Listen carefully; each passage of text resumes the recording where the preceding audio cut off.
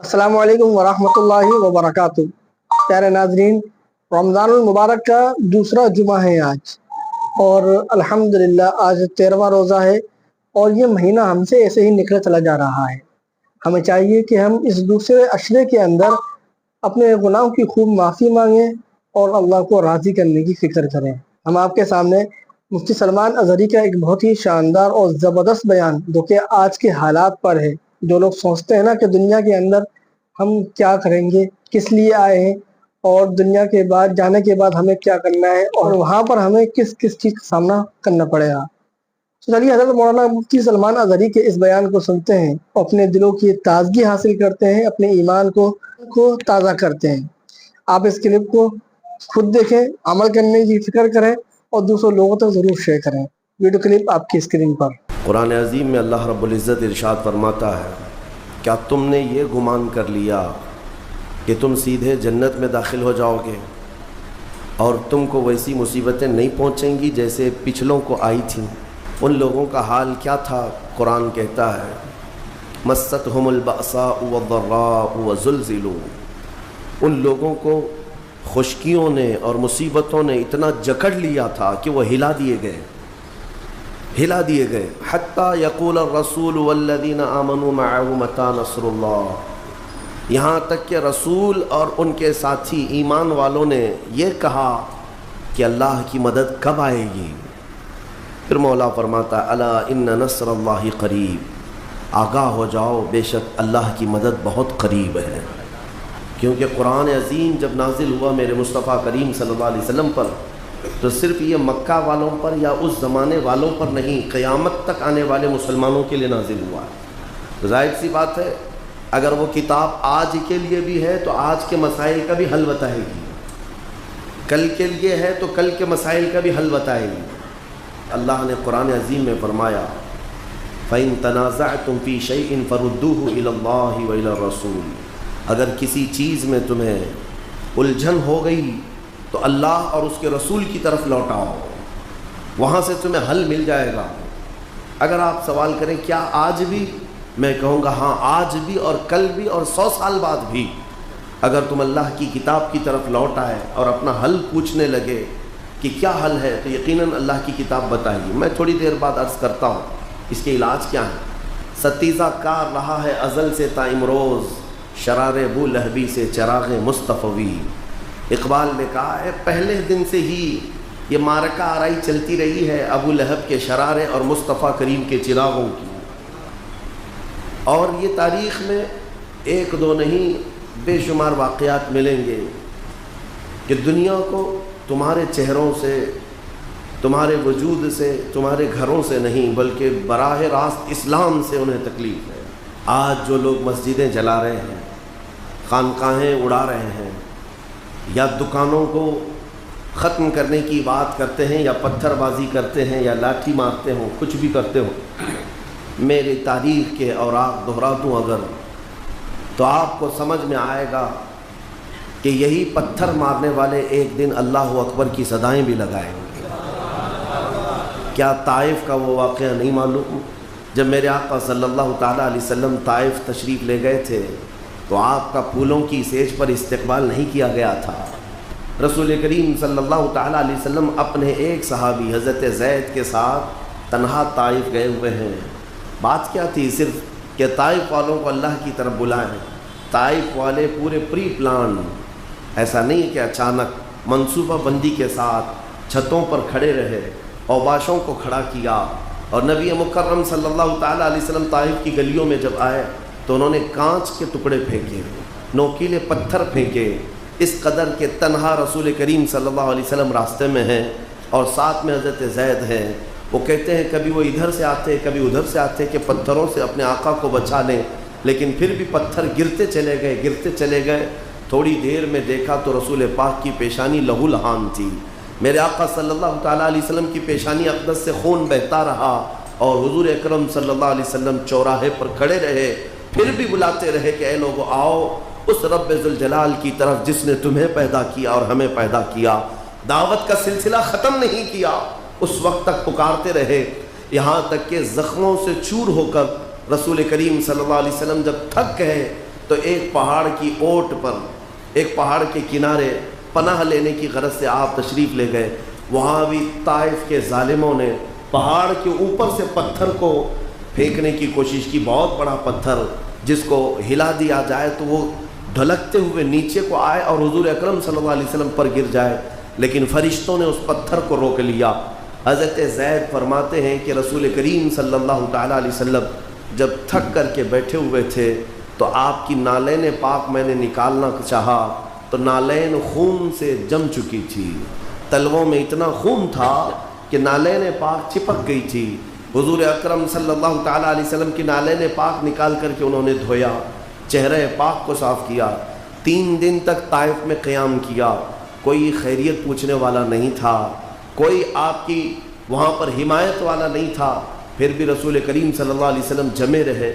روایات میں ملتا ہے کہ عذاب کے فرشتے آئے، جو پچھلی امتوں پر عذاب لاتے تھے، وہ فرشتے آئے، عرض کیا یا رسول اللہ صلی اللہ علیہ وسلم، ہم وہی ملائکہ ہیں جنہوں نے قوم سمود پر عذاب نازل کیا، قوم لوط پر عذاب نازل کیا، اور دیگر امتوں پر جب ان کی نافرمانیاں بڑھتی تو عذاب نازل کرتے۔ آپ حکم فرما دیں، طائف شہر 2 پہاڑوں کے بیچ میں آباد ہے، 2 پہاڑوں کے بیچ میں شہر آباد ہے، یا رسول اللہ صلی اللہ علیہ وسلم آپ حکم فرمائیں ان دونوں پہاڑوں کو ہم ملا دیں گے، یہ بستی ہمیشہ کے لیے ختم ہو جائے گی، اس کا نشان نہیں رہے گا۔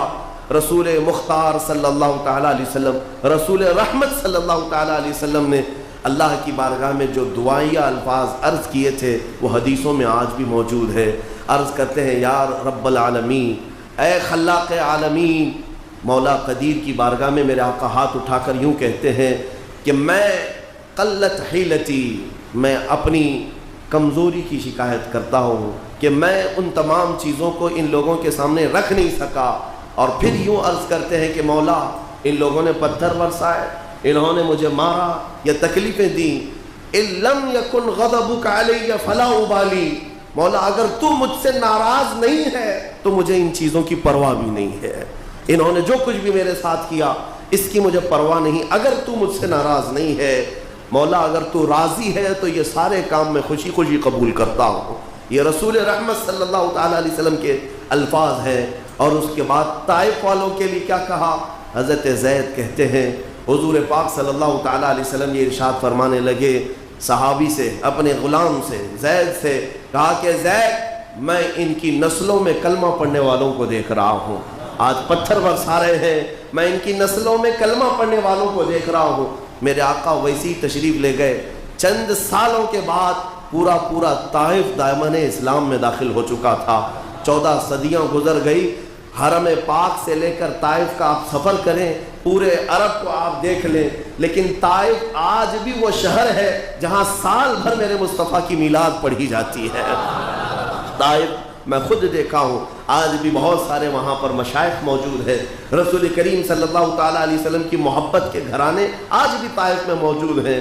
رسول رحمت صلی اللہ علیہ وسلم کی دوربین نگاہ بتا رہی تھی کہ یہ وہ لوگ ہیں جو آج شیطان کے بہکاوے میں آ کر پتھر تو اٹھائے ہیں، کل ان کی نسلیں کلمہ طیبہ کا ورد بھی کریں گی اور پرچم اسلام یہی لہرائیں گے۔ میں آج یہی کہتا ہوں پتھر مارنے والوں سے، اے مومنو انتظار کرو، رب ذوالجلال جب اپنے گھر کی حفاظت کرتا ہے تو کبھی دشمنوں کے خیمے سے ہی بچوں کو اٹھاتا ہے۔ میں آپ کو ایک صحابی کی بات بتاتا ہوں، سعید بن عامر، ایک مکہ مکرمہ کے نوجوان ان کی عمر صرف 16 یا 17 سال کی ہے۔ وہ کہتے ہیں مکہ میں بڑے عیش کے ساتھ رہتا تھا، بڑے پیسے والے گھر سے آپ کا تعلق تھا۔ کہتے ہیں ایک بار مکے میں شور ہونے لگا کیونکہ محمد صلی اللہ تعالیٰ علیہ وسلم اور ان کے ساتھیوں کا روز کچھ نہ کچھ معاملہ ہوتا تھا۔ مکہ میں موب لنچنگ تو ہوتی رہتی تھی، کبھی اس کو پکڑا، کبھی اس کو پکڑا، کبھی اس کو مارا، یہاں تک کہ شہادتیں بھی ہوئی، اور مکہ میں یہی ڈسکشن چلتا رہتا تھا، آج محمد کے غلاموں کے ساتھ ایسا ہوا ہے ویسا ہوا ہے۔ ایک دن مکہ میں بڑا شور مچ گیا۔ یہ سعید کہتے ہیں میری جوانی کا وقت تھا، میں بھی اس شور کے پیچھے بھاگا تو دیکھا مکہ کی آبادی سے قریب باہر کی طرف ایک بہت بڑا مجمع جمع ہے، بہت سارا جمع غفیر لوگ جمع ہیں۔ میں اس بھیڑ کو چیرتے ہوئے اندر گیا تو دیکھا بھیڑ کے بیچوں بیچ ایک کھمبا گڑا ہوا ہے اور اس پر ایک شخص کو لٹکایا گیا ہے، اور پورے مکہ والے ارد گرد کھڑے تماشا دیکھ رہے ہیں۔ میں نے پوچھا یہ کون ہے، یہ کون نوجوان ہے جس کو لٹکایا گیا ہے؟ مکہ والوں نے کہا یہ خبیب ابن عدی ہے، یہ محمد کا غلام ہے، آج پکڑا گیا ہے، اسے مارا جا رہا ہے۔ کہا یہ سعید بن عامر کہتے ہیں میں دیکھتا رہا، وہاں پر ابو جہل بھی تھا اور بھی دیگر لوگ بھی تھے، وہاں پر خبیب کے ساتھ جو کیا جا رہا تھا تالیاں مار مار کر کے لوگ دیکھ رہے تھے۔ خبیب کے ناخنوں کو پکڑ سے کھینچا جا رہا تھا، ان کی ناک کاٹی جا رہی تھی، کان کاٹے جا رہے تھے، ان کی آنکھوں میں گرم سلائیاں پھیری جا رہی تھی اور انہیں مار مار کر کے پتھروں سے پکارا جا رہا تھا۔ تو کہتے ہیں کہ ان پتھر مارنے والوں میں میں بھی شامل ہو گیا، دیکھا کہ ہر جگہ سے ایک ایک پتھر اس پر پڑ رہا ہے، شاید کسی بڑے گناہ کا مرتکب ہے، شاید یہ بہت بڑا گنہگار ہے، پتھر مارنا ثواب ہوگا۔ سب لوگ پتھر مار رہے تھے، میں نے بھی مارا، مجھے یہ پتہ نہیں تھا کہ اس کا جرم کیا ہے۔ مکہ میں جب کسی کو بڑی سزا دی جاتی تو سارے لوگ حصہ لے لیتے مارنے کے لیے، ہم بھی شامل ہو گئے۔ کہتے ہیں مارتے مارتے وہ وقت بھی آیا کہ سولی پر ہی خبیب کی سانسیں اکھڑ گئیں اور وہ انتقال کر گئے، ان کا چہرہ لٹک گیا۔ لیکن مجھے یاد ہے کہ وہ سولی پر چڑھ کر کے آخر میں عربی میں اشعار گنگنا رہا تھا، عربی میں اشعار پڑھ رہا تھا۔ خبیب کے وہ اشعار بھی یاد رکھے، کون؟ سعید بن عامر 16 سال کا جوان ہے۔ کہتے ہیں معاملہ ہو گیا، ان کو مار دیا گیا، قتل کر دیا گیا، پھر سب گھر چلے، میں بھی گھر آیا۔ مجھے صرف اور صرف وہ واقعہ میرے ذہن میں گردش کرتا رہا، بار بار سوچتا رہا کتنا بھیانک جرم اس نے کیا تھا کہ پورے مکہ والوں نے مار دیا، جسم کی بوٹی بوٹی کر دیا۔ پھر رات کو جب سوتے ہیں سعید بن عامر کہتے ہیں میرے خواب میں وہی خبیب ابن عدی آ گیا، میں نے دیکھا خبیب آج تجھے مارا گیا ہے، تیری کیا کیفیت ہے؟ خبیب میرے خواب میں آ کر مسکرانے لگا، مسکراتے ہوئے کہنے لگا ہر پتھر پر مجھے ایک نئی لذت ملتی تھی، ہر پتھر پر، ہر درد پر مجھے ایک نئی کیفیت ملتی تھی۔ میں نے پوچھا خبیب تجھے مارا کیوں گیا ہے، تجھے کس جرم میں مارا گیا؟ خواب میں خبیب نے کہا اے نوجوان میرا جرم صرف اتنا ہے کہ میں نے لا الہ الا اللہ محمد الرسول اللہ کہا، اللہ کے سوا کوئی معبود نہیں، محمد اللہ کے رسول ہیں، یہ میرا کلمہ ہے جو مکہ والوں کو نہیں بھاتا، جس کی پاداش میں مجھے مارا گیا۔ سعید بن عامر نے کہا کیا فقط ایک کلمے پر کسی کو اتنا مارا جا سکتا ہے؟ آخر اس کلمے کو تو نے بدل کیوں نہیں دیا؟ خبیب کہتے ہیں کہ میں بدل کیسے دوں؟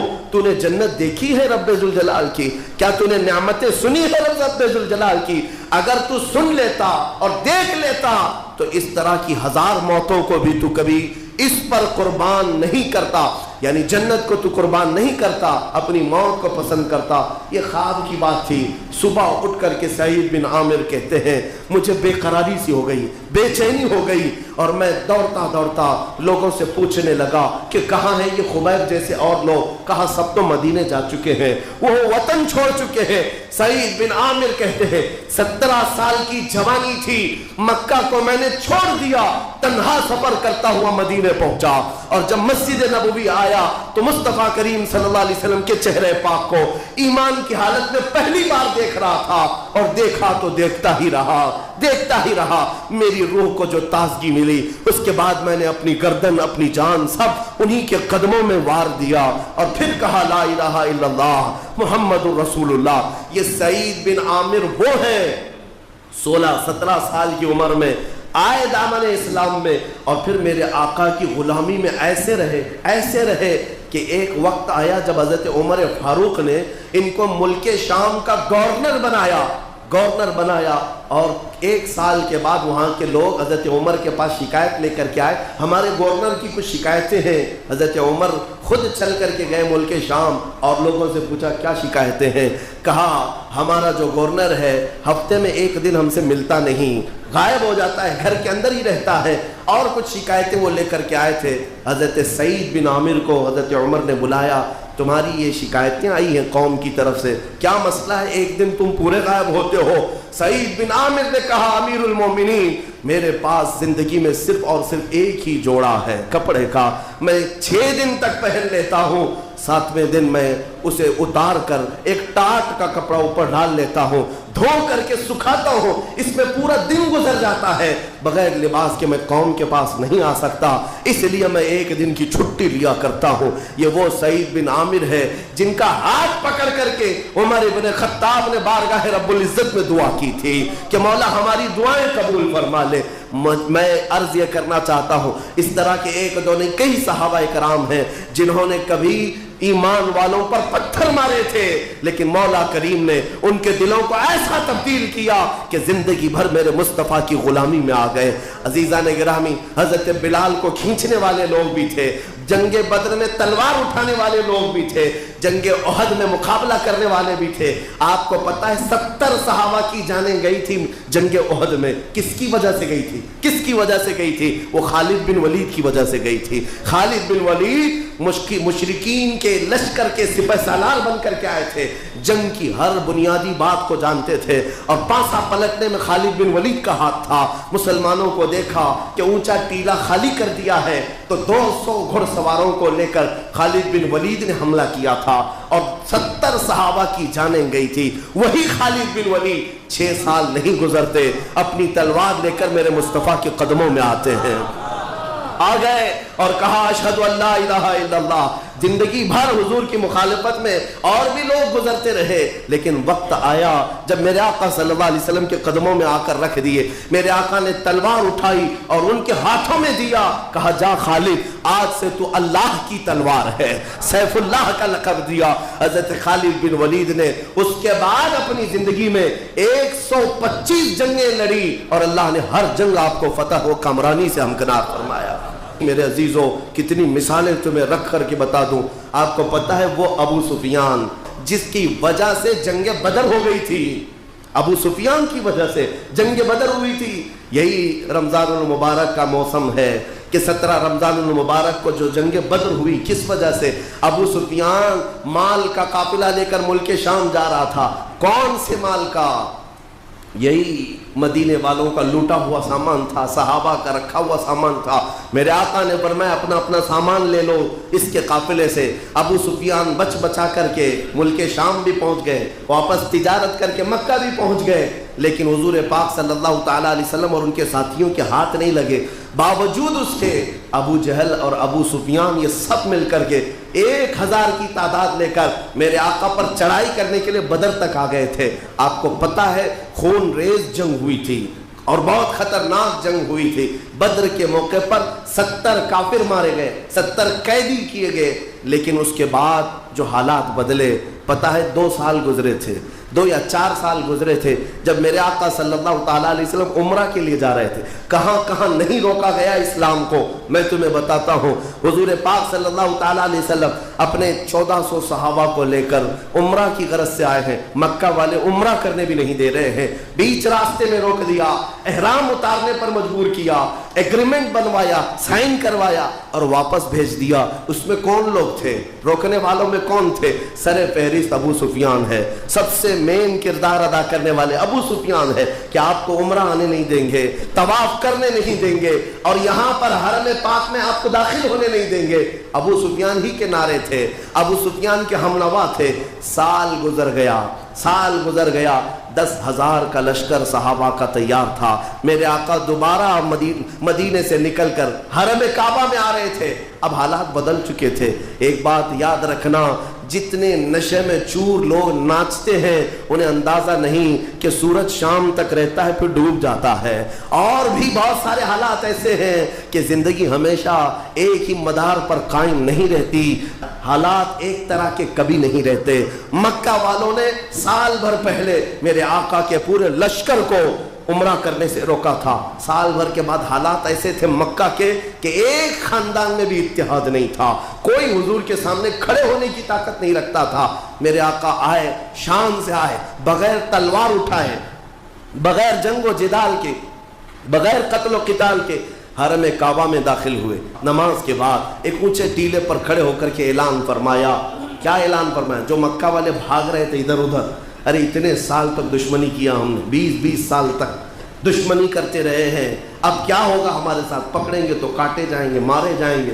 یہاں تک کہ صحابہ بھی کہہ رہے تھے الیوم یوم الملحمہ، آج چھیتڑے اڑانے کا دن ہے، آج گوشت کے چھیتڑے اڑانے کا دن ہے۔ میرے آقا نے صحابہ کے نعرے کو بدل دیا، کہا الیوم یوم الرحمہ، آج رحمت کا دن ہے، چھیتڑے نہیں اڑائے جائیں۔ کبھی آپ سوچ سکتے ہیں کہ حضور نے اعلان کرنے کے وقت کیا کہا جانتے ہیں؟ حضور اعلان کرتے ہیں، مکہ والوں غور سے سن لو، جو حرم میں آ گیا وہ امان میں ہے، اسے پوچھا نہیں جائے گا۔ جو میرے دادا کے گھر عبد المطلب کے ہاں جائے گا وہ امان ہے، اسے اس کے لیے امان ہے۔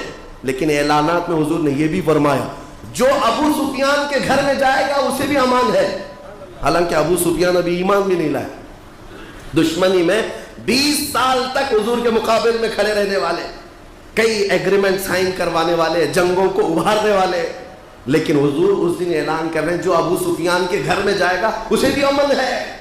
جب یہ بات ابو سفیان کو بتائی گئی جو گھر میں اپنے آپ کو قید کر کے بیٹھے تھے، کہا تجھے امان نہیں دی گئی بلکہ جو تیرے گھر میں آئے گا اسے بھی امان دی گئی ہے۔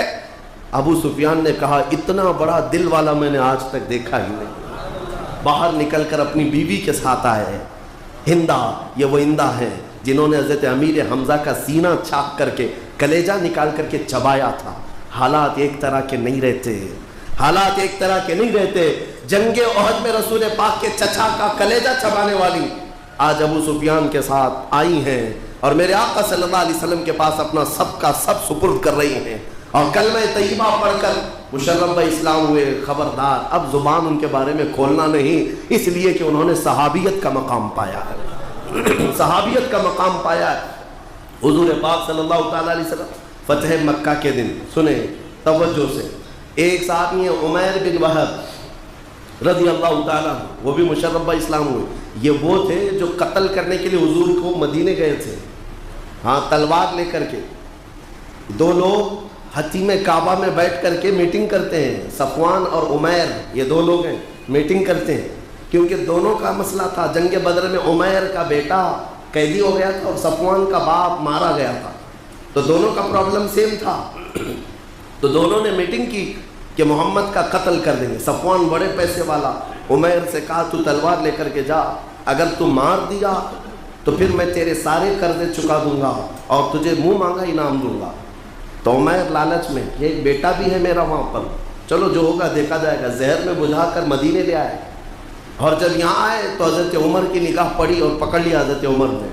عمیر کو کیا کہا جاتا؟ شیطان قریش، قریش کا شیطان۔ جنگ بدر میں اگر ٹھنڈی پڑتی تو بھڑکانے والا شخص۔ عمیر بن وہب کو دیکھ کر کے حضرت عمر جھپٹ پڑے اور گلے میں گمچھا ڈال کر کے کھینچتے ہوئے اندر لے آئے حضور کے پاس۔ حضور سے کہا کہ آقا اس کی نیت صحیح نہیں لگ رہی مجھے۔ حضور پاک نے فرمایا چھوڑو۔ پوچھا کیوں آئے عمیر؟ کہا یار میں اس لیے آیا ہوں کہ میرا بیٹا آپ کے پاس قیدی ہے، خیر خیریت پوچھنے آیا ہوں۔ رسول پاک صلی اللہ علیہ وسلم نے فرمایا اگر بیٹی کی خیریت پوچھنے آئے ہو تو تلوار لے کے کیوں آئے ہو؟ تلوار نیچے پھینک دیا۔ کہا تلوار سے کیا ہونا ہے، تلواریں ہمارے پاس بدر میں بھی تھی لیکن جیت آپ کی ہوئی تھی، تلوار تو اسی ساتھ میں لے کے چل رہا ہوں، بہانے بازی کر رہا تھا۔ تو حضور پاک نے فرمایا عمیر وہ بات بتاؤ جو حتیم کعبہ میں بیٹھ کر صفوان کے ساتھ کر کے آئے ہو۔ پورا بدن کانپنے لگ گیا کیونکہ وہ راز کی بات تھی جو صفوان کے ساتھ عمیر نے کیا تھا، کسی کو نہیں پتا ان دو کے علاوہ۔ تو عمیر نے کہا جب یہ باتیں سب آپ کو پتا ہے تو پھر آگے بات کرنے کی ضرورت کیا ہے، میں کلمہ طیبہ پڑھتا ہوں اور آپ کی غلامی میں آتا۔ جو تلوار لے کر گئے تھے، تلوار لے کر گئے تھے، ایمان لے آئے۔ اب سنیے، عمیر واپس مکہ بھی نہیں گئے، مدینے میں رہ گئے۔